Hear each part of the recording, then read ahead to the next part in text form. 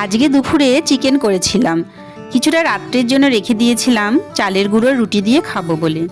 এই চালের গুঁড়োর রুটি বানানো কিন্তু খুবই সোজা। বাজার থেকে চালের গুঁড়ো কিনে এনেছিলাম।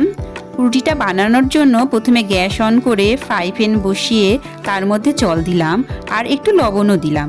জলটা ভালো করে ফুটতে শুরু করলে তার মধ্যে চালের গুঁড়োগুলো দিয়ে ভালো করে নাড়াচাড়া করে একটা প্লেটে নামিয়ে নিলাম। এবার হাত দিয়ে ভালো করে মেখে ছোট ছোট লেচি করলাম।